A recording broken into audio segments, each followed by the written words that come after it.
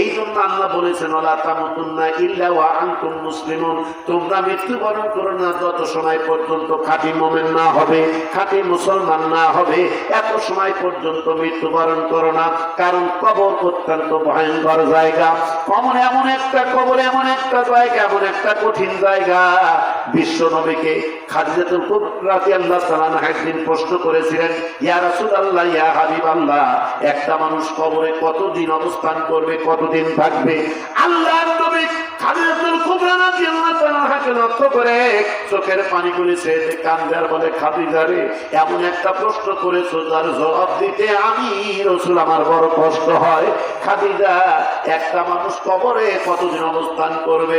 এ খাদিজা, জেনে নাও, যেই দিন ইসরাফিল ফেরেশতা তার সেই ন্যায় ফুৎকার দেবে, ওই দিন থেকে শুরু করে হাসরের মাঠ কায়েম হওয়ার আগ পর্যন্ত একটা মানুষ কবরে 50,000 বছর পর্যন্ত অবস্থান করবে।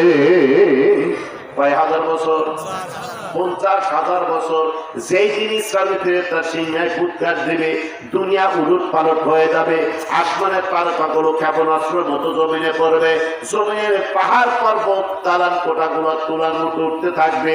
ওই দিন থেকে শুরু করে হাসরের মাঠ কায়েম হওয়া পর্যন্ত একটা মানুষ 50,000 বছর পর্যন্ত কবরে থাকবে। নবীজি এর আগের কথা কিন্তু বলে না। যেদিন পৃথিবী প্রায় হয়ে যাবে, ওই দিন থেকে বিচার কার্যালয় শুরু হওয়ার আগ পর্যন্ত একটা মানুষ কবরে 50,000 বছর থাকবে। এর আগের কথা কিন্তু রাসূল বলে না। সোনার ভাইয়েরা, ওই কবর এত কঠিন জায়গা। নবীজির জবানে যখন শুনলেন, খাদিজাতুল কুবরা রাদিয়াল্লাহু তাআলা আনহা নয়নে কান্দে আর বলে, ইয়া রাসূলুল্লাহ, ইয়া হাবিবাল্লাহ, এই 50,000-এর কোরবানিতে আমি খাদিজা কেমনে থাকবো?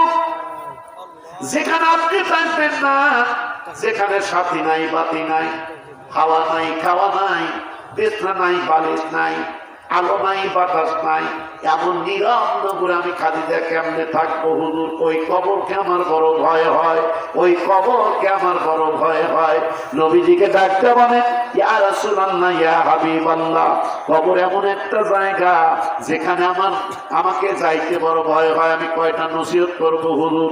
ডাকতে বলে, ইয়া রাসূলুল্লাহ, ইয়া হাবিবাল্লাহ, আমি খাদিজা যখন দুনিয়া ছেড়ে চলে যাব হুজুর, ওই কবরকে আমার ভয় হয়। দুনিয়া ছেড়ে যেদিন চলে যাব, ওই দিন থেকে, ওই দিন আপনি রাসূল আমার কবরের পাশের থেকে যাবেন না।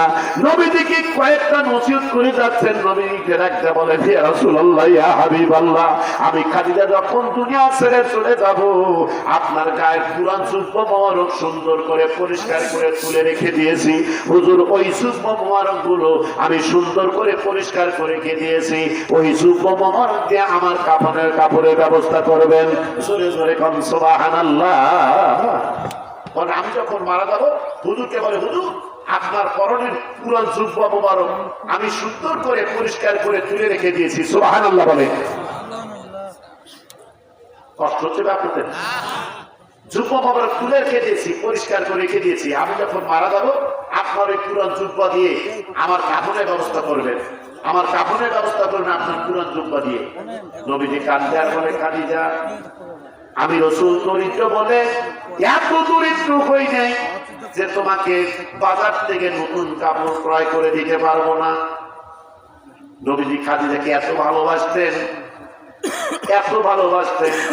এই জন্য অন্য স্ত্রীর সামনে যখন খাদিজার কথা বলতো, অন্য স্ত্রীরা মনে মনে বলতো যে খাদিজার কথা এখনো বলে নাই, একজন বুড়ি মানুষ তার কথা বলে নাই। একদিন আয়েশা সিদ্দিকা রাদিয়াল্লাহু তাআলা আনহা কথাটা বলেই ফেলছিল। নবীজি ডাকতে বলতেছে, আয়েশা, তোমরা তোমার সুখের দিনের স্ত্রী, আর আমার খাদিজা ছিল দুঃখের দিনের স্ত্রী। জোরে কোন সুবহানাল্লাহ। আমি খাদিজার কথা বলতে পারি না।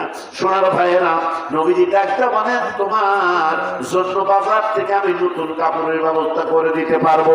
নবীজি ডাকতে বলেন, হে খাদিজা, আমি নতুন কাপড় ক্রয় করে দিতে পারবো। খাদিজা ডাকতে বলো, হুজুর, আপনি দরিদ্র বলে কাপড় ক্রয় করতে পারবেন না, এই জন্য কথাটা বলি নাই হুজুর।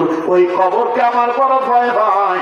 আপনার পরনের জুতো মোবারক আমার গায়ের সঙ্গে লাগানো থাকে, আমার বিশ্বাস কবর আমার সঙ্গে দুর্ব্যবহার করবে না।